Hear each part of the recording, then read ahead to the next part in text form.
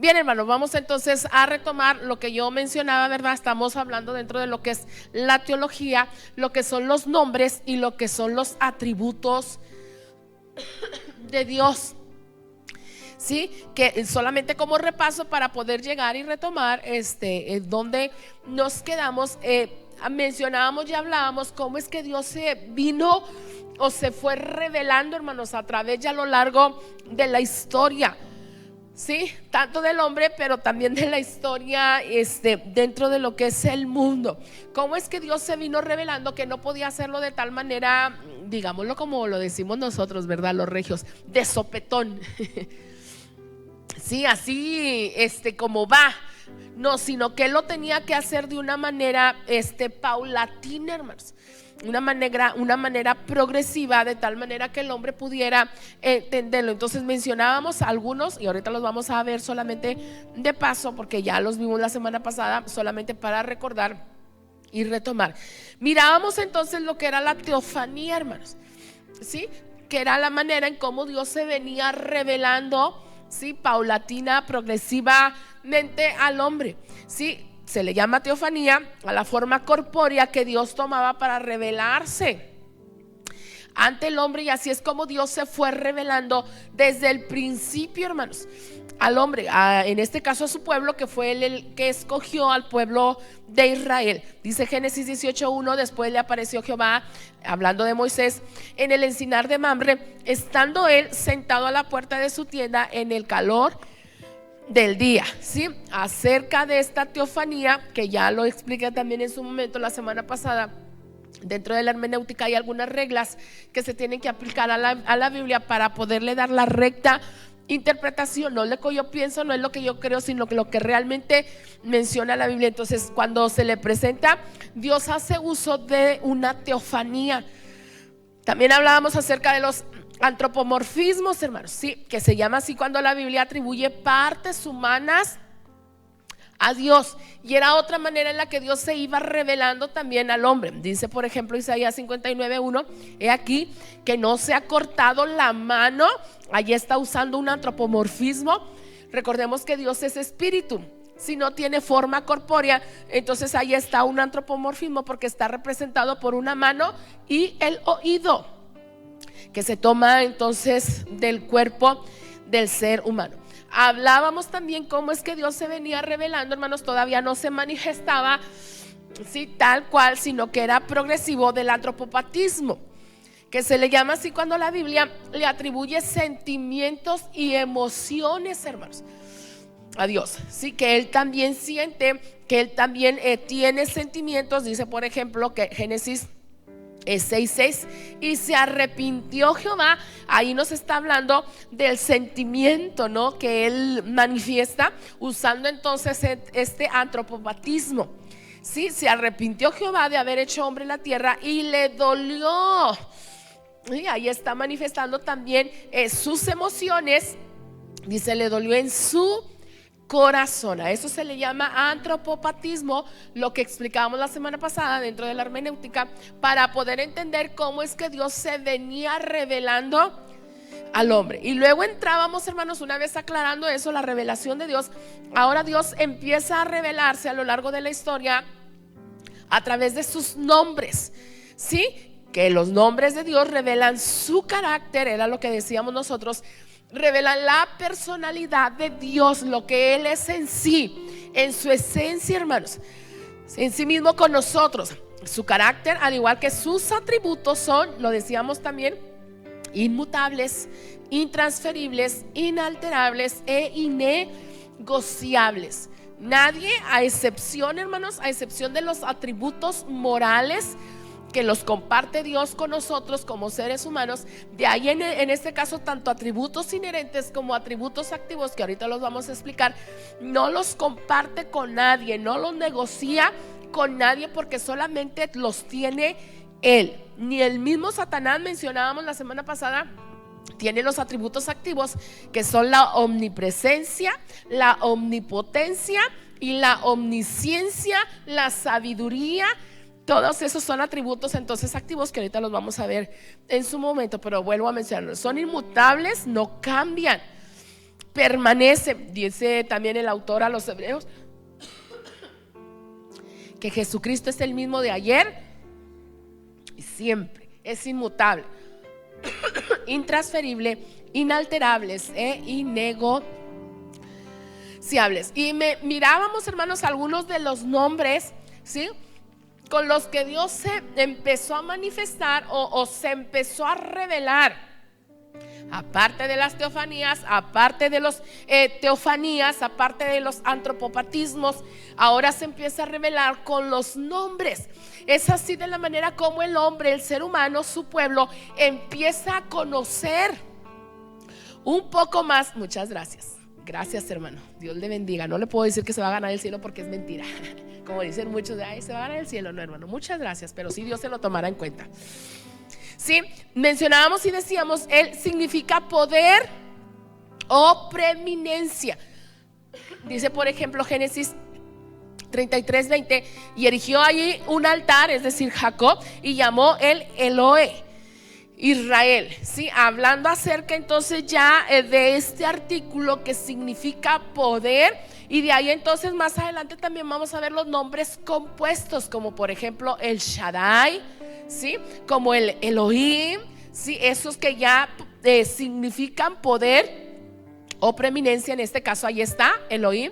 Este nombre refleja la capacidad de Dios para proteger o destruir, que también lo explicábamos la semana pasada, y ahí solamente vamos a ver los nombres Adonai, que significa Señor, amo, dueño.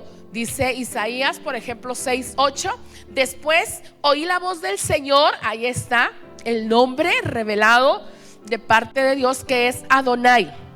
Después oí la voz de Adonai que decía, ¿a quién enviaré y quién irá por nosotros? Entonces respondí yo, heme aquí, envíame a mí. Explicábamos, hermanos, también, ¿sí?, acerca del nombre personal con el cual tanto nosotros como el pueblo de Israel, su pueblo, aquel que él escogió, como la gente de allá afuera, le conoce como Jehová, ¿verdad? De hecho, la secta de los testigos de Jehová precisamente toman el nombre no de Adonai, no de Elohim, no de otro nombre, sino su nombre personal, con el que él se da a conocer, hermanos. Y déjeme decirle que es el primer nombre con el que se da a conocer. Jehová significa yo soy. Sí, y cuando dice yo soy, está hablando del Dios autoexistente. Si acaso a usted, no sé si le han preguntado alguna ocasión, alguna vez, ¿y quién creó a Dios?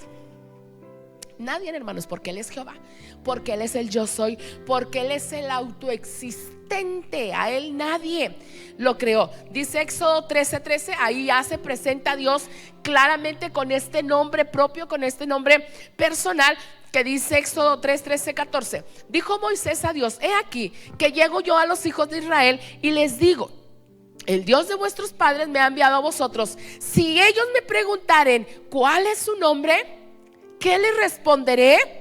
Y respondió Dios a Moisés, yo soy el que soy. Y dijo, así dirás a los hijos de Israel, yo soy, me envió a vosotros. Aquí ya Dios está hablando claramente, lo está diciendo de viva voz, hermanos, su nombre personal, Jehová, el yo soy, el autoexistente, que implica, hermanos, sí, gramaticalmente hablando, los tres tiempos: pasado, presente y futuro. El Dios que fue, el Dios que es y el Dios que será. Ese es el autoexistente, hermanos. Ese es el Jehová, ese es el yo soy. Cuando dice yo soy en el pasado, yo soy en el presente y yo soy en el futuro. Ese es el nombre de Jehová. Explicábamos, hermanos, el origen de este nombre, sí, personal de Dios en el idioma hebreo, que yo les mencionaba, ¿verdad? Si alguien lo puede pronunciar, YHWH, y allá está escrito en hebreo, que es conocido como el tetragrama sagrado, hermanos, porque nadie lo pronuncia, ni siquiera el pueblo de Israel, el pueblo escogido, ¿sí? Ya nosotros explicábamos que los hebreos lo consideraban tan sagrado Perdón, hermanos. Por aquel mandamiento que Dios dice: no tomarás el nombre de Jehová tu Dios en vano.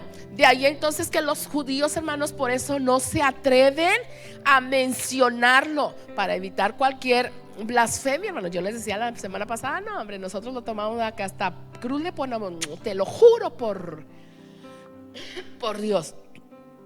Por lo que los escribas entonces idearon una estrategia para evitar pronunciarlo, hermanos. Sí, mejor para evitarse problemas, para no blasfemar contra Dios, con el simple hecho de mencionarlo. Entonces ellos idearon, sí, introducirle dos vocales. Yo les explicaba la semana pasada, ¿verdad? Que los judíos, ellos leen, el pueblo de Israel, ¿verdad? Leen de derecha a izquierda, y nosotros lo hacemos, bueno, para nosotros al revés, ¿verdad? De izquierda a derecha. Entonces, ahí está la parte subrayada cuando mencionaba el nombre de Jehová. Ellos lo omitían, y entonces se dio la oportunidad, de agregarle dos vocales a las consonantes que ya mencionábamos nosotras, Y, H, W, H, pero aún así estaba exento de fallas, y algunos lectores mencionaban el nombre para pronunciarlo, ¿no? Por lo que más tarde, ahí está, permitieron ya incluir estas vocales de Adonai, hermanos, que es Señor. Ya lo explicamos la semana pasada, le atribuyeron, ¿sí? O le añadieron, ahí está, a la Y, H, W, H, esas vocales de O y A de la palabra Adonai, que es Señor. Y entonces ya se pronunciaría, ¿verdad? Jehová para los judíos. Para los hebreos, explicábamos también la semana pasada que al momento de la transliteración, es decir, al momento de traducir la Biblia, hermanos, cuando Casiodoro de Reina, ¿verdad?, que fue el que la tradujo del original, que fue en este caso el hebreo y el griego, al castellano, ahí entonces él ya la transliteración para la pronunciación nuestra, y que es como nosotros lo mencionamos, es Jehová. Así quedó, ¿sí? Casiodoro de Reina fue el que tradujo, vuelvo a mencionarlo, del original, que fue el hebreo, que fue el griego, al castellano. Ya después Cipriano de Valera fue que al momento de revisar esa traducción de Casiodoro de Reina, sí, él volvió a dejar esa palabra como está al castellano, que fue, o que nosotros mencionamos como Jehová. Es por eso que nosotros tenemos, hermanos, la Reina Valera 1960, porque fue Casiodoro de Reina quien la tradujo, pero fue Cipriano de Valera quien la revisa, y tenemos solamente los apellidos, ¿verdad? Reina Valera, Cipriano, Casiodoro de Reina, perdón, y Cipriano de Valera, por eso es Casiodoro, ya ven, Reina Valera, por eso la tenemos ahí, tanto el traductor como el revisor. Y es la más, hermanos, confiable que usted puede tener, porque es traducida, vuelvo a mencionarlo, traducida de los originales. Déjeme decirle que hay otras Biblias, entre ellas, con todo respeto, lo digo también, entre ellas la católica, que no cumple con las revisiones, porque para empezar ellos la tradujeron del latín, no la tradujeron del original, así como lo hizo en este caso Casiodoro de Reina, que él sí se fue a los originales, que fue el hebreo, el arameo y el griego, hermanos. De ahí que por eso nosotros tenemos la más traducción confiable que usted pueda tener, que la Reina Valera 1960. Fue una añadidura para que usted lo sepa. Entonces, ¿sí, hermana?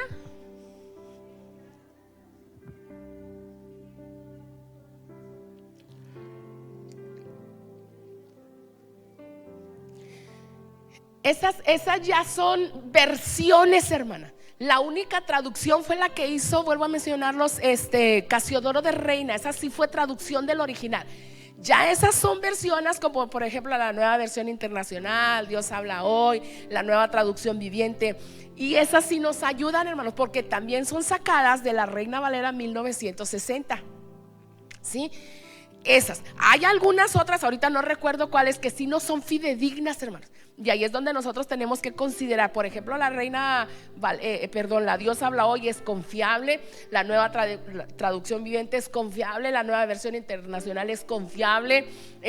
Hay muchas que son confiables, pero hay otras que no son confiables, precisamente porque son sacadas o son versiones de otras traducciones, ¿sí? Y es ahí donde nosotros tenemos que tener cuidado. Pero esas sí son ayuda para nosotros, esas versiones, para entender un poco más lo que quiere decir. Por ejemplo, si algo omitió, no sé, alguna versión, otra versión la trae correcta, y ahí nosotros podemos tomar. Entonces ahí sí podemos nosotros hacer uso según el pasaje que consideramos o que leemos. Pero sí son muy buenas, hermanos, las versiones como ayuda, sí, como ayuda solamente. Muy bien, entonces mencionábamos y decíamos que los nombres compuestos de Jehová son títulos que revelan aspectos diferentes de su carácter, hermano, de su personalidad.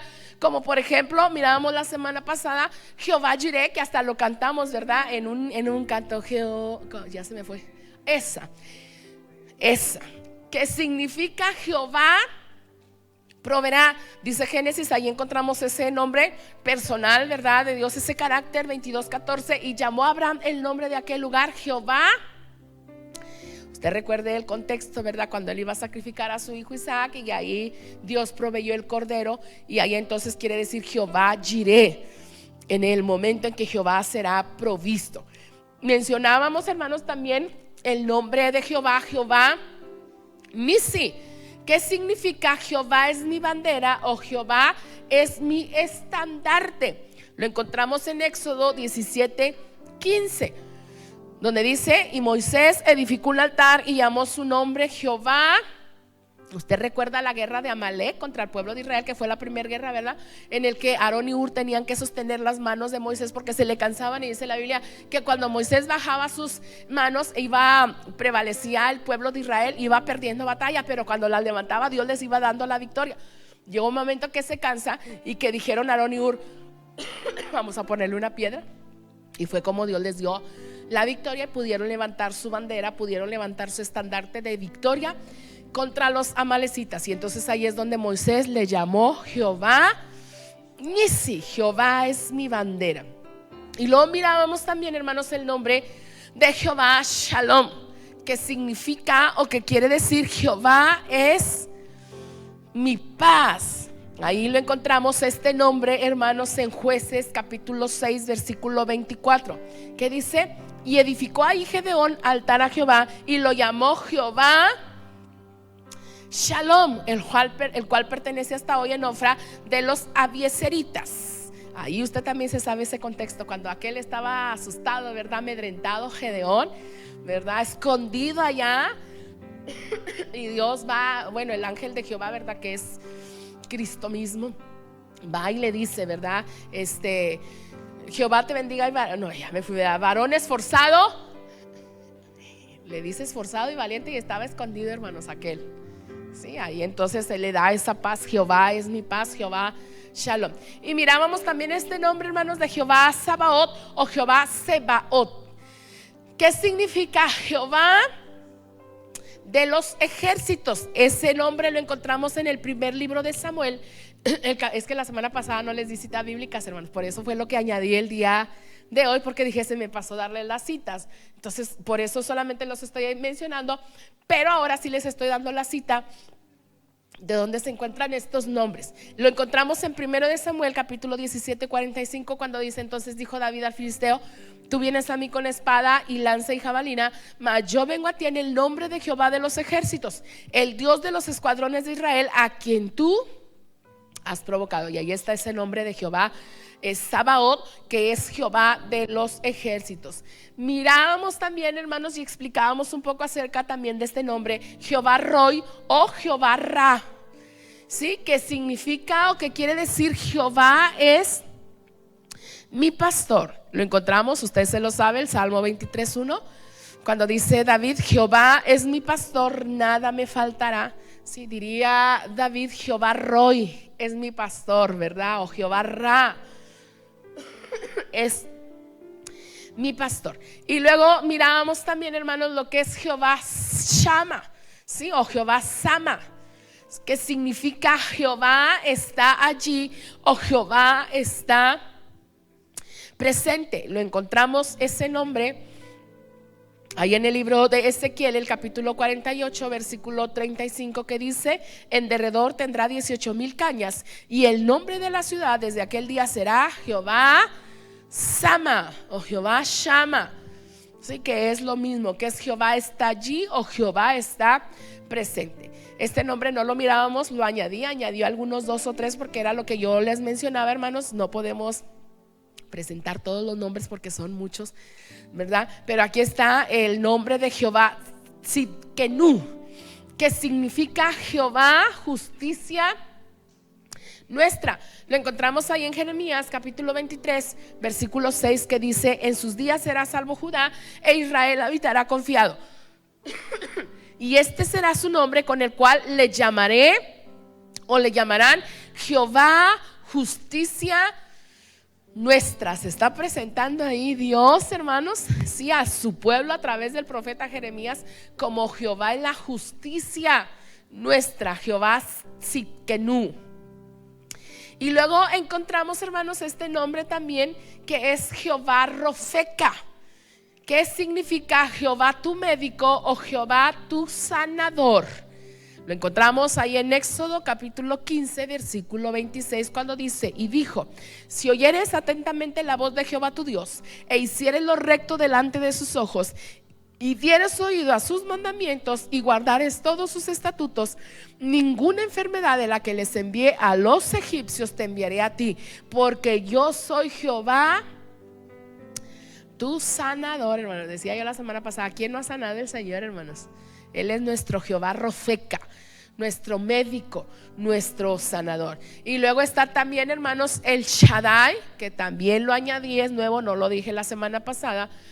¿Sí? ¿Qué significa el Dios todo poderoso?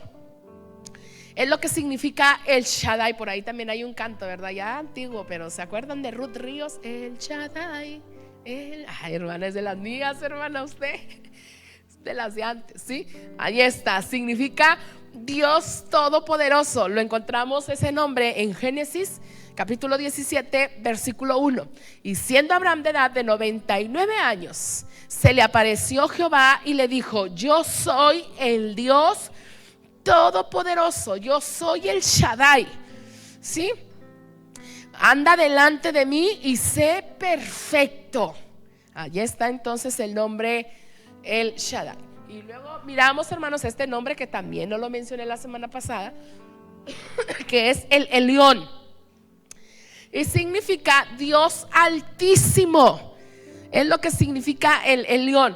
Leemos ahí en Génesis 14, 18, que es donde nos presenta ese nombre, y dice: entonces Melquisedec, rey de Salem, el cual era sacerdote del Dios altísimo. Usted también se sabe esa historia, hermanos, ¿sí? Cuando aquel hombre Melquisedec, representando, siendo un tipo en el Antiguo Testamento de Cristo, cumpliéndose, ¿verdad?, en él por sus características también. Entonces ahí está cuando dice el rey Salem, el cual era sacerdote de el Elión, el Altísimo. Y también no miramos, hermanos, la semana pasada este nombre que es el Olam, que significa Dios eterno.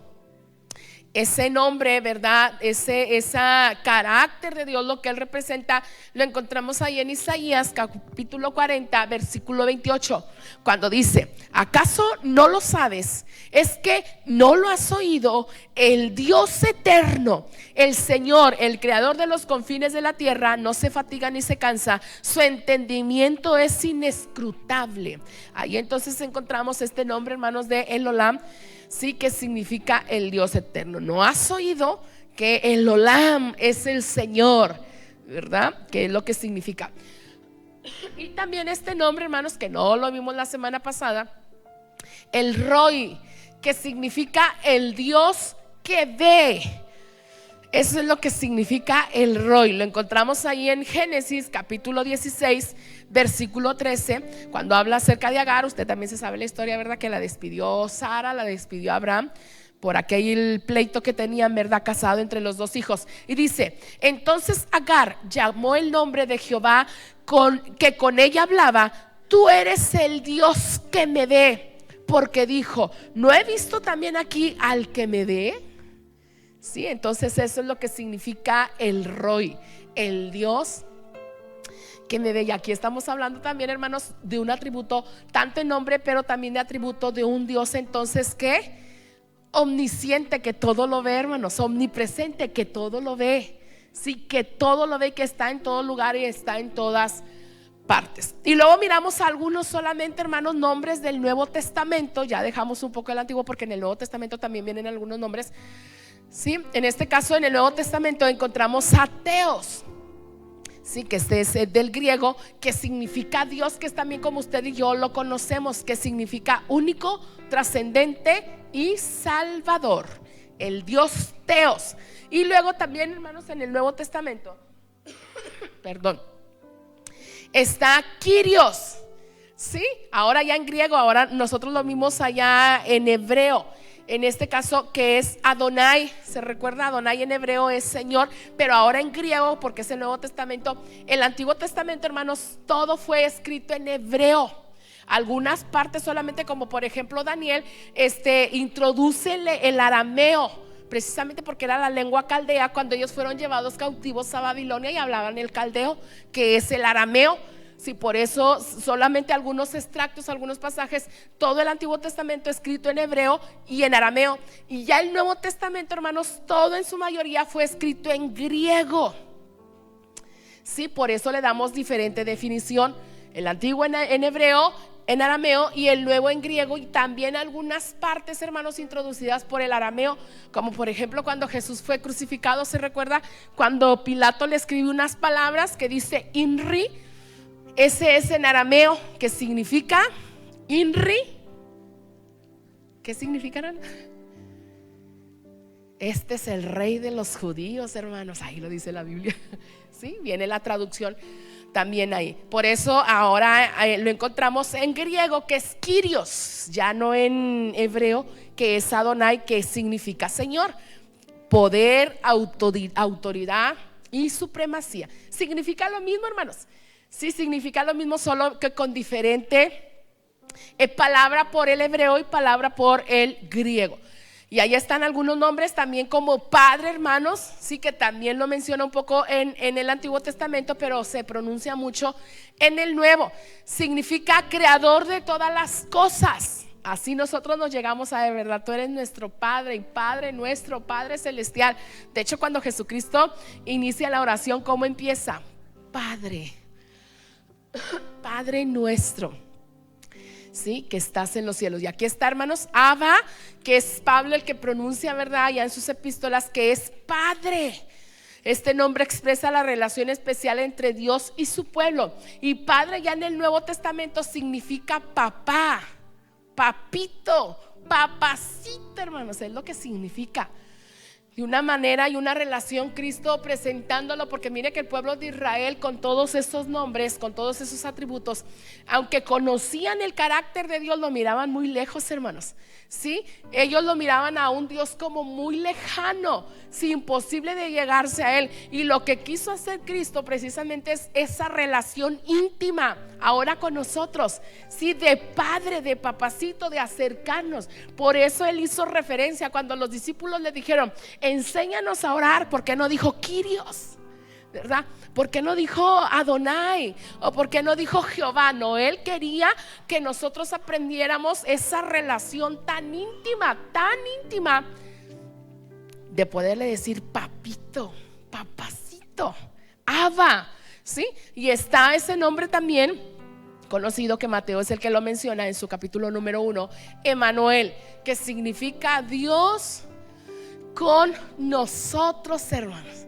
Ya no es Jehová Shama del hebreo, que Jehová está allí. Jehová está presente ahora en el Nuevo Testamento, en el griego Emmanuel, que traducido es Dios con nosotros. Y su nombre, ¿verdad?, que lo menciona más allá Juan en las revelaciones de Apocalipsis: Rey de reyes y Señor de señores. Y aquí están, hermanos, solamente algunos, vuelvo a mencionarlo, de los nombres con los cuales Dios se vino revelando, sí, a lo largo de la historia a su pueblo, y que ahora nosotros, hermanos, lo tenemos en su máxima revelación a través de Jesucristo. Mencionábamos ese pasaje de Hebreos, ¿verdad? Dios, habiendo hablado de muchas veces y de muchas maneras a través de los profetas, ahora lo ha hecho en su máxima revelación a través de Jesucristo. Y ahí tenemos la máxima revelación. Y nos quedábamos aquí, hermanos, en los atributos de Dios. Y es ahí también como Dios empieza a manifestarse, empieza a revelarse, hermanos, ya no tanto con los nombres, sino también ahora con los atributos de Dios que Él le caracterizan en su personalidad.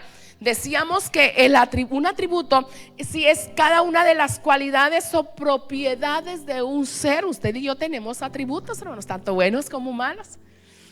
¿Sí? Es igual, de esa manera nosotros manifestamos nuestra personalidad o manifestamos nuestro carácter. Explicamos un poco que un atributo divino es la característica o cualidades perfectas de Dios que la Biblia nos presenta como pertenecientes a Dios y capaz de ser manifestadas, hermanos, a sus criaturas. Es a través de los nombres y es a través de los atributos que nosotros aprendemos a conocer, hermanos, la personalidad, el carácter de Dios. Y es ahí entonces como Él también se revela en una manera paulatina, pero también en una manera, ya lo dijimos, que fue a través de Jesucristo. Se revela entonces ya en una manera no perfecta, hermanos, sino en una manera absoluta. Yo decía la semana pasada, si usted se recuerda, o no sé, creo que fue en una clase, ¿verdad? Creo que no fue ustedes.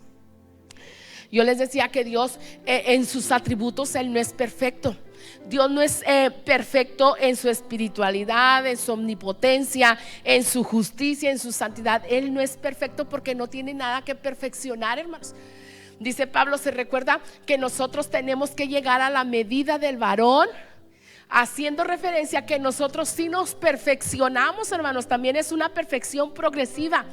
Todos los días usted y yo tenemos que perfeccionar nuestro amor, tenemos que perfeccionar nuestra justicia, tenemos que perfeccionar nuestra misericordia, tenemos que perfeccionar nosotros sí somos seres perfeccionables, pero Dios no es un Dios perfecto, hermanos. Él no tiene nada que perfeccionarse. Dios es ¿qué, hermanos? Y esto es teología. Dios es un Dios absoluto, hermanos, en amor, en santidad, en justicia, en misericordia. Él es absoluto porque Él no tiene que perfeccionar nada, y nosotros sí somos seres perfeccionables. Ahí está, hermanos. Yo les presentaba desde la semana pasada que hay los atributos de Dios están divididos en 3 características. ¿Sí? Dios tiene, hermanos, atributos inherentes. Solamente vamos a ver estos, hermanos, porque no tenemos el tiempo para ver los atributos activos y los atributos morales. Solamente voy a dar una breve explicación de los atributos inherentes. Otra parte, ¿por qué? Porque usted y yo sabemos lo que es la omnipotencia, lo que es la omnipresencia, lo que es la omnisciencia, lo que es la sabiduría, lo que es la soberanía, lo que es la justicia. Ya lo conocemos un poco. Tenemos el concepto, vaya. En el caso de los inherentes, eso es lo que vamos a ver, y ahí terminamos en unidad. Esa es la primera clasificación, hermanos, de los atributos de Dios. Tiene atributos inherentes, pero también tiene atributos activos. Ya usted los conoce. Él es todopoderoso porque es omnipotente. Él es omnipresente, hermanos. Él está en todo lugar. Yo hacía una ocasión, y de hecho se los dije la semana pasada, Dios, hermanos, está en el infierno. ¿Usted qué dice? Y no me vaya a crucificar porque es hermana pecadora, porque entonces dejaría de ser omnipresente, hermanos. Y Dios está en todo lugar, hermanos. Su omnipresencia, sí, también está en el infierno como omnipresente, hermano, pero no en función de misericordioso, de justo, de amoroso, porque su presencia lo abarca y lo cubre todo. Por eso está, sabe lo que está pasando, sabe quién está en el infierno, pero no está en función. ¿Sí me explico? No sé si me doy a entender, pero eso es lo que abarca su omnipresencia. Él es omnisciente, hermanos. Él lo sabe, lo conoce Yo les decía la semana pasada, él sabe si ahorita está diciendo ya que la hermana Magali acabe, porque ya se me antojan unos taquitos de barbacoa, el menudito, ya hay que ir. Si usted ya vino almorzadito, qué bueno. ¿Sí? Esa es la omnisciencia, que todo lo sabe, todo lo conoce. Satanás no, hermanos. Satanás no sabe lo que usted está pensando ahorita, porque él no es omnisciente. A menos que usted diga, ¿verdad? Ay, tengo un hambre, tengo ganas de una barbacoa. Ahorita le voy a hacer que las tripas le gruñan más para que se le quite. Pero si usted no dice nada, Satanás no sabe, hermanos. Él no conoce. Si usted tiene planeado y dice voy a ayunar toda esta semana, Satanás no lo sabe hasta que usted dice voy a ayunar esta semana. Ya sé por dónde darle, ¿verdad? Pero él no es omnisciente.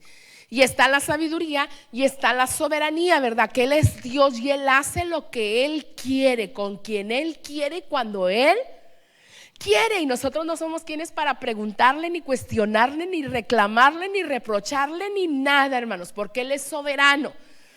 Y está la última clasificación de atributos, que son los atributos morales. Estos atributos, hermanos, son los que Dios comparte con usted y conmigo en un grado menor. Son los únicos que comparte con el ser humano: la santidad, la justicia, la veracidad, la fidelidad, el amor, la misericordia, la paciencia y la bondad en un grado menor. Y que esos atributos son los que yo le menciono, que si nosotros estamos perfeccionando todos los días, porque si somos nosotros personas, hermanos, que nos perfeccionamos. Y entonces ahí están las tres clasificaciones de los atributos que Dios tiene: atributos inherentes, atributos activos y atributos morales. Yo les decía, solamente vamos a ver, hermanos, los atributos inherentes y así de pasadita. Ahí están. ¿Qué son los atributos inherentes, hermanos? Estos atributos son los que Dios en sí mismo, estos atributos son lo que Dios es en sí mismo, sin relación a la creación, hermanos. Antes, desde la eternidad. Si antes de que él creara incluso, hermanos, al mismo Satanás, antes de que él creara incluso a los mismos ángeles, antes de que él creara incluso el mismo universo, hermanos, el mundo, a usted y a mí, esos son los atributos inherentes. También se le llama atributos, yo les decía, absolutos, no relacionados, constitutivos, incomunicables, esenciales o inmanentes, que solamente los tiene, que solamente le pertenecen, hermanos, porque él es eterno, desde la eternidad y hasta la eternidad. Estos atributos inherentes, hermanos, descubren las cualidades que caracterizan a Dios desde antes. Ahí está, antes de existir lo creado, hermanos. Antes, mucho tiempo antes, yo ya les mencionaba, antes de Satanás, de los ángeles y de la creación. Vamos a ver, número 1, hermanos, empezamos con la espiritualidad, antes del mundo, de la creación. Nos lo dice Juan, el Evangelio capítulo 4, versículo 24, hablando de su espiritualidad. Yo les mencionaba también ahorita, ¿verdad?, acerca de los nombres, que Dios no tiene una forma corpórea como usted y como yo. Él no tiene un cuerpo físico, sino que él es espíritu. Dice este pasaje: Dios es espíritu, y los que le adoran en espíritu y en verdad es necesario que adoren. Así es que, hermanos, Dios no tiene un cuerpo físico. Él es espíritu, es invisible, inmaterial y no se compone de partes, hermanos, humanos. Ya miramos los antropopatismos, ya miramos los antropomorfismos, ya miramos las teofanías, que solamente se usan, hermanos, ¿sí?, para Dios revelarse y entender un poquito, hermanos, nuestra mente finita, poder comprender la personalidad de Dios. Pero él es espíritu, ¿sí? Sin embargo, tiene una personalidad, pues posee la capacidad de pensar, sentir, razonar. Por lo tanto, hermanos, Dios es un ser personal, ¿sí?, sin cuerpo, pero con espíritu. No sé si me estoy explicando, ¿sí? No tiene cuerpo, pero tiene una personalidad, tiene un carácter, así como el de usted y el mío. Así que si Dios es espíritu, Juan capítulo 1, 18, ¿verdad? Ya nosotros lo leímos, nos dice que a Dios nadie le vio jamás. ¿Usted ha leído ese pasaje? Y es aquí donde aparentemente muchos, o la crítica constructiva, que es así como se le llama, está buscando, hermanos, pasajes dentro de la Biblia para decir que la Biblia tiene errores, para decir que la Biblia está equivocada, ¿sí? Para decir que la Biblia se contradice. Por ejemplo, en este caso, Juan 1:18, si a Dios nadie le vio jamás. Entonces, el pasaje que nosotros vimos ahorita, ¿se recuerda? ¿Por qué Moisés dio la espalda de Dios? Así dice la Biblia. ¿Sí? Porque Abraham vio y platicó con Jehová, hermanos, si a Dios nadie le vio jamás. Porque incluso dice la Biblia, ¿verdad?, que no hay quien haya visto a Dios y viva, hermanos, porque si lo miraba moría. ¿Se contradice la Biblia, hermano? ¿Usted qué piensa? ¿Usted qué dice? ¿Qué respuesta me daría? Si la Biblia dice, o Juan, ¿verdad?, en este caso dice que a Dios nadie le vio jamás, entonces ¿por qué Dios, o en este caso, por qué Moisés dio la espalda? ¿Se recuerda que cuando estaba ya, Señor, bueno, está bien, Moisés, cuando le dijo, mi ángel irá contigo y te da descanso? Ah, no, Señor, si tú no vas conmigo, si tu presencia no va conmigo, yo no voy. Está bien, Moisés, mi presencia irá contigo. Y todavía le confirma, súbete porque vas a ver mis espaldas. Si le está confirmando que su presencia va a ir con él. Y es ahí este pasaje. ¿Por qué Dios permitió ver solamente las espaldas a Moisés de Dios? ¿Y por qué en el caso de Abraham platicó y vio a Jehová? ¿Qué me puede decir usted, hermano, de esto? Ay, no, hombre, hermanas, se la aventó usted. Mira, hermanos, estas son las preguntas teológicas y que se aventamos, ¿verdad?, nosotros. Y es por eso nosotros tenemos que saber hermenéutica, hermanos, porque a veces nos tambaleamos. Ay, sí es cierto, la Biblia se contradice. Pero cuando usted aprende hermenéutica, usted empieza, porque Dios se fue revelando y está usando Ay, la hermana, no, hombre, hermana, no le traje un chocolate, como no supe para dárselo. Hasta me da gusto, quiero brincar, hermano. Está usando, hermanos, lo que yo ya expliqué: las teofanías, antropomorfismos, antropopatismos, para poderse revelar, hermanos, al hombre. Aunque él es espíritu, usó, ya lo dijo la hermana, ya lo voy a decir de paso solamente para ubicarnos. Se le llama así a la teofanía, la forma corpórea que Dios tomaba para revelarse. Entonces está haciendo una teofanía porque vio que las espaldas se le presentó, hermano. Ahí está el pasaje. Pero también, rapidito, los antropomorfismos. Se le llama así cuando la Biblia le atribuye partes humanas, lo que bien dijo la hermana, un antropomorfismo. Sí, por eso vio las espaldas.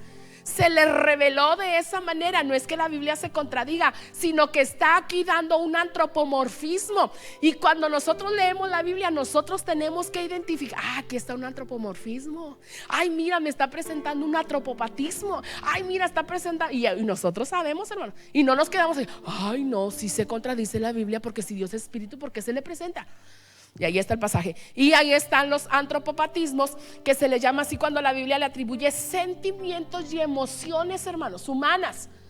Y ahí está, gracias, hermana. No, hombre, hermana, le voy a traer una estrellita la próxima semana a ponérsela aquí, mire, como los alumnos. Y ahí está, hermanos. Dios es espíritu, hablando de la espiritualidad dentro de esos atributos inherentes que Dios tiene. Pero vamos a ver ahora la infinidad de Dios. Recuerde que estos atributos inherentes, ¿desde cuándo son? Bueno, siempre los ha tenido, ¿verdad? Pero se manifiestan, hermanos, ¿sí? Antes de la creación de todo lo existente, aún del mismo chanclas, ¿verdad? ¿Qué es la infinidad? El Salmo 147:5 nos habla de la infinidad de Dios cuando dice: grande es el Señor nuestro y de mucho poder, y su entendimiento no tiene fin, hermanos. Infinito se puede definir como algo que no tiene fin ni término, es decir, es ilimitado, ¿verdad? Dios no tiene, hermano, fin, no tiene, decíamos ahorita, ni principio ni fin. De hecho, Juan lo dice también, que Él es el alfa y la omega, Él es el principio y es el fin. Para que nuestra mente, vuelvo a mencionarlo, tan finita, hermano, pueda entender un poco esa revelación de Dios infinito que nosotros tenemos y que nosotros entonces servimos, que Él es grande, que Él es infinito, hermanos. En este caso, ahí está entonces la infinidad. Y vamos a ver entonces ahora dentro de esos atributos inherentes de Dios, ahora su inmensidad. ¿Sí? ¿Qué es la inmensidad de Dios? Nosotros lo vemos ahí en Isaías capítulo 57 versículo 15. Porque así dijo el alto y sublime, el que habita la eternidad, cuyo nombre es el Santo, y habitó en la altura y la santidad, y con el quebrantado y humilde de espíritu, para hacer vivir el espíritu de los humildes y para vivificar el corazón de los quebrantados, hermano. La inmensidad de Dios se refiere entonces a su trascendencia sobre. Miren, hermanos, en esa inmensidad de Dios no hay tiempo, no hay espacio, hermanos. No hay límite, porque Dios es inmenso. ¿Se recuerda ese canto que cantamos? Tan alto que no puede estar arriba, tan ancho que no puede estar afuera, tan bajo que no puede estar. Inmenso, hermanos, grande, dice. Es el amor de Dios, hablando precisamente de la inmensidad sobre el espacio. Es decir, su ser y su existencia son infinitamente mayores y más elevados aún, hermanos, que el orden creado. ¿Sabe que Pablo en el capítulo número 12 de su segunda epístola a los Corintios, él habla de 3 cielos? Si conozco un hombre que fue llevado hasta el tercer, así lo dice Pablo, haciendo referencia a que hay 3 cielos. El cielo, verdad, que nosotros vemos de las nubes, este cielo azul, pero también aquel cielo del espacio, hermanos. Sí, el universo, las galaxias. Y el tercer cielo, ¿dónde es? Ay, mire, tengo muy buenos alumnos, hermano. Sí, allá donde está el Señor, hermanos, en el trono de Dios. Pero aún con ese tercer cielo hay una inmensidad todavía, hermanos, del Señor, porque Él es el alto, el sublime, el que habita la eternidad. Y ahí entonces tenemos dentro de esos atributos inherentes que solamente tiene Dios, como su inmensidad. Pero ahora vamos a ver la eternidad. Dice el Salmo 103, 17: mas la misericordia de Jehová es desde la eternidad y hasta la eternidad sobre los que le temen, y su justicia sobre los hijos de los hijos. Decíamos ahorita que Juan, hermanos, es el que se caracteriza por hablar acerca de la eternidad de Dios, que Él no tiene principio, no tiene fin. Habla y menciona y hace referencia precisamente al al abecedario griego. Sí, que Él es el alfa y la omega, es el abecedario griego que inicia A y la omega. Entonces la eternidad significa que Dios existe fuera de la limitación del tiempo. Nunca comenzó su existencia y nunca. Y yo les he dicho, hermanos, Dios no existe. Les comentaba la ocasión que un ateo, verdad, estaba ahí, muéleme hasta que me cansó, verdad, porque uno sabe que viene a eso, hermanos, nada más a provocar, verdad, la ira. Y decía, ¿sí sabías que Dios no existe? Al Dios que tú sirves no existe. Y estaba hasta que me cansó y le dije, tienes toda la razón, Dios no existe, te doy toda la razón, Dios no existe. Y se fue hasta él para atrás. ¿Cómo que Dios no existe? Pues no existe, tú lo has dicho. Porque Él no tiene principio, hermanos, no tiene final. Él no tiene limitación del tiempo. Él nunca comenzó y Él nunca va a terminar. Por eso Dios no existe, hermanos. Dios es desde la eternidad y hasta la eternidad, y lo va a hacer. El problema es tuyo, yo le digo. El problema eres tú, porque a Dios tú no le quitas nada. Dios sigue siendo Dios. El problema es tuyo porque tú no crees, pero a Dios tú no le quitas nada. Dios sigue siendo Dios, le creas o no le creas, siendo ateo o no ateo. Él sigue siendo Dios y va a seguir siendo Dios. Te vas a morir, me voy a morir y va a seguir siendo Dios. Se fue, Dios que lo bendiga, ¿verdad? Pero Dios no existe, hermanos. Dios es desde la eternidad y hasta la eternidad. Y vemos, hermanos, también dentro de los atributos inherentes de Dios, la inmutabilidad de Dios, ¿verdad? Que también en su momento lo prediqué, ¿verdad? Me faltó la infalibilidad de Dios, que Él es infalible, significa que Él nunca se equivoca, que Él nunca comete errores, que Él nunca yerra, hermanos. porque Él es un Dios perfecto. Pero hablando acerca de la inmutabilidad de Dios, Santiago 1:17 dice: toda buena dádiva y todo don perfecto desciende de lo alto, del Padre de las luces, en el cual no hay mudanza. Es decir, no hay cambio, hermano. ¿Qué hace usted con una mudanza? Mueve y quita, ¿verdad? Y cuando va a acomodar en su casa, no me gusta ahí, ponlo allá. Ay, no, ahí no se ve, mejor ponlo allá. No. Dios, hermanos, no muda, y ni en Él no hay sombra de variación. ¿Qué sucede con la sombra, hermanos? Va adelantándose, va cambiando, hermano. Ahorita lo puede ver aquí el sol y allá está la sombra, pero tarde o temprano le va a llegar el sol. Dios es un Dios que no tiene sombra de variación, es inmutable. La inmutabilidad quiere decir que no cambia. Dios es inmutable en su esencia, es inmutable en sus atributos. Él no va a cambiar, hermanos, en las tres clasificaciones: atributos inherentes, atributos activos y atributos morales. Él, un Dios que nunca cambia, es inmutable en su consejo y es inmutable en su voluntad. Pero también déjeme decirle que es inmutable en sus promesas. Si Él lo dijo, Él lo va a cumplir. Dice Moisés, ¿verdad? Ya en Números: Dios no es hombre ni hijo de hombre. Ay, si los traigo bien aplicaditos, hermano. No se crea. Porque Él es inmutable, hermanos. Él no cambia. Y no, usted y yo sí somos bien cambiantes. Hoy yo le puedo decir: hermano, los amo con todo mi corazón, y el otro domingo los odio. Porque yo sí cambio, hermanos. Sí, yo sí soy mutable, yo sí varío, yo sí mudo. Pero Dios no, hermanos, porque Él es inmutable. Él nunca, jamás va a cambiar. Pero también, hermanos, dentro de los atributos inherentes, y el último que nosotros presentamos, ¿verdad? Que es la unidad que Dios ha tenido, hermanos, desde la eternidad y hasta la eternidad, desde no límite de tiempo. Nosotros sí tenemos un límite de tiempo cuando hablamos desde el principio, porque nosotros sí tenemos un principio. ¿Se recuerda? Cuando Dios creó al hombre, sí, se ha dicho mucho, ¿verdad? Sabemos cuándo nacemos, pero no sabemos cuándo vamos a morir. Tenemos un principio, conocemos el principio, pero no conocemos nuestro final. Pero lo tendremos, hermanos, ya sea que muramos o ya sea que nos vayamos con el Señor. Pero nosotros sí somos limitados, hermanos. Nosotros sí tenemos un límite. Y vemos entonces, hermanos, dentro de estos atributos inherentes, la unidad de Dios. Lo leemos ahí en Juan capítulo 17 versículo 22, cuando dice: la gloria que me diste yo les he dado, para que sean uno. Está hablando aquí, hermanos, son palabras de Cristo mismo, ¿sí? Para que sean uno, así como nosotros somos. ¿A quién se está refiriendo, hermanos? Cristo. Ahí está. Está haciendo esta oración, recuerde, por los discípulos, por los apóstoles, pero vamos incluidos también nosotros, porque cuando dice, ¿verdad? Alcanza esa oración cuando dice: la gloria que me diste yo se las he dado también a ellos, para que sean uno.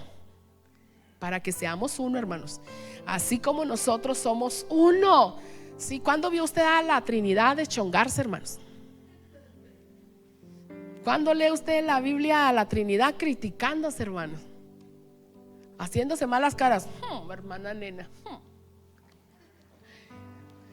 Para que sean uno, así como nosotros, dice, somos uno. Esa unidad interna, estamos hablando, ya lo dijo usted, de Dios con el Hijo y el Espíritu Santo, haciendo referencia a la Trinidad, sin mezcla, pura, hermanos, e indivisible, que no se puede dividir, que no se puede separar, porque son inseparables, hermanos, el uno del otro.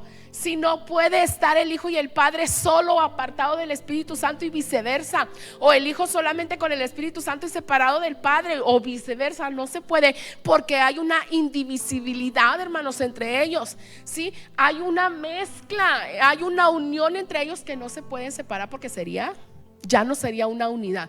Y eso entonces está desde la eternidad, precisamente por ser el Padre, el Hijo y el Espíritu Santo, hermano, hablando acerca de esa unidad. Y entonces, hermanos, terminamos. ¿Sí? Solamente expliqué un poquito, hermanos, acerca de estos atributos inherentes, y solamente voy a explicar un poquito los atributos activos y los atributos morales. ¿Hasta aquí alguna pregunta, hermanos, respecto a los atributos inherentes? Porque voy con los activos. No los voy a explicar uno por uno, solamente voy a explicarlos generalmente y terminamos. Vamos con los atributos, hermanos, activos. ¿Qué son los atributos activos? Ya lo mira usted. Esos atributos activos son la omnipotencia, la omnipresencia, la omnisciencia, la sabiduría y la soberanía. Esa clasificación de atributos activos, sí, de Dios, explican lo que Dios es en relación con el universo. Decíamos que los inherentes son antes de todo lo creado. Los activos tienen relación con el universo y que nos enseña que Él es superior a cualquier mortal y nos ayuda a entender por qué actúa como lo hace, hermanos. Él, yo les decía ahorita, ¿verdad? Dentro de la soberanía no entendemos el por qué Dios hace las cosas, pero Él es soberano, Él sí lo sabe, hermanos. Él sí conoce nuestro futuro, Él sí sabe más adelante. Usted y yo estamos limitados, pero como un Dios activo que pone su soberanía, hermanos, Él sí sabe aunque me duela, aunque no entienda, aunque no sepa, aunque nos sintamos, ¿verdad? Como los boxeadores cuando dan un, ¿cómo se dice? Noqueado, hermanos, porque a veces así nos sentimos. Señor, ¿qué pasa? Él es soberano, hermanos. Él es soberano y Él actúa como Él sabe que tiene que ser, hermanos. Sí, dice el proverbista, ¿verdad?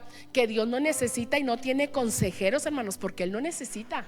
A Dios nadie le aconseja, mira, haz esto, haz aquello y hazle así. Porque a veces nosotros nos sentimos consejeros. Ay, Señor, hazle así, ay, Señor, dámelo esto, pero que sea así, así, así. Hasta le damos indicaciones, hermanos. Él es soberano. Él actúa como Él cree necesario.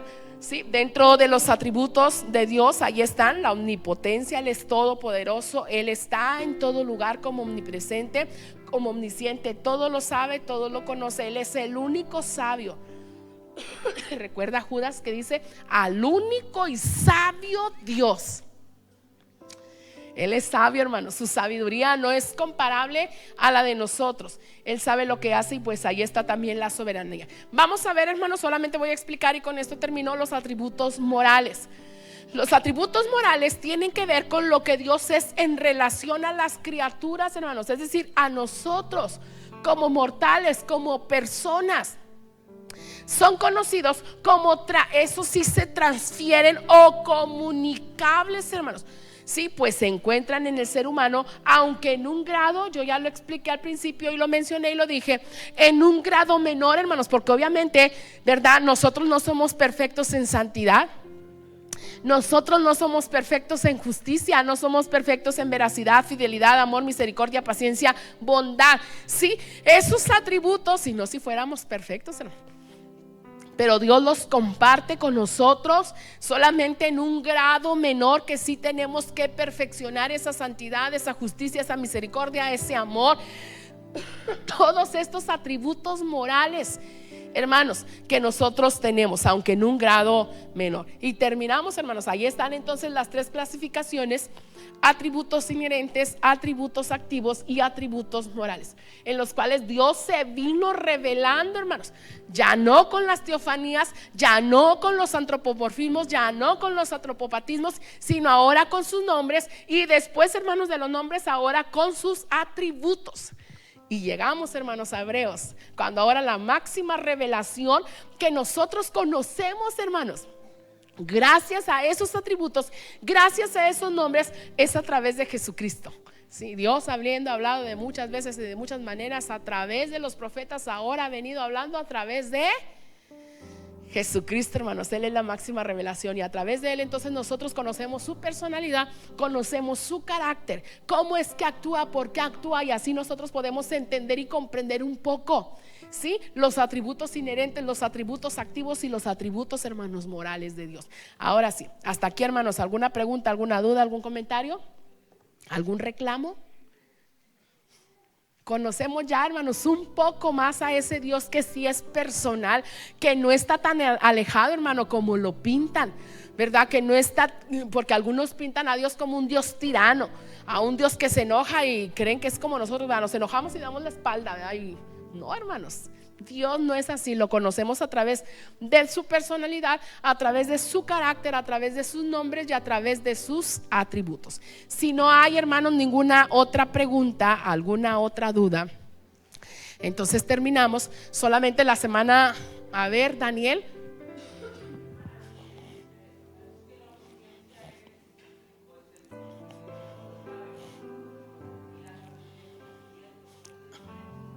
Esa, en el actuar. En el actuar, él lo sabe, pero su sabiduría le dice cómo es que tiene que actuar, cosa que nosotros no tenemos, ¿verdad? ¿Sí? Esa es la diferencia, que él tiene el conocimiento de cómo hacerlo y de qué hacer. Yo le he dicho muchas veces, Dios no crea que se saca un as bajo la manga, que se le salen de las manos. Ay, se me sale. ¿Usted cree que a Dios se le salió de las manos el que Adán y Eva hayan pecado? No, su omnisciencia lo sabía, pero su sabiduría, hermanos, supo cómo actuar, porque lo hizo desde antes. Pablo lo dice, hermanos, desde antes de la fundación del mundo, para que fuésemos santos y sin mancha delante de él. Sabía su omnisciencia, pero en su sabiduría sabía que era lo que tenía que hacer. ¿Sí? ¿Alguna otra pregunta, hermanos? ¿Duda, comentario? ¿No? Si no hay más, hermanos, entonces les mencionaba y les decía, terminamos entonces con los nombres y los atributos de Dios dentro de una parte mínima, hermanos, de la teología. Pero ya la próxima semana empezamos con temas nuevos, hermanos. Ya el pastor ya me pasó los temas, ya me pasó de hecho el libro, el material en el cual nos vamos nosotros a basar. Y ya la próxima semana entonces iniciamos con nuevos temas y ya les presento el tema general, pero también les presento los subtemas, ¿verdad? Que son los temas que vamos a estar considerando, que son también 26 temas, dando un periodo o un total, hermanos, de 6 meses, ¿verdad? 6 meses. Entonces ya la próxima semana lo presentamos. Dios les bendiga, hermanos. Entonces, si no hay ninguna otra pregunta, si no hay ningún comentario, Dios les bendiga, hermanos. Y así yo dejo y entrego este lugar para entonces ahora continuar con nuestro culto servicio del día de hoy. Dios les bendiga, hermanos.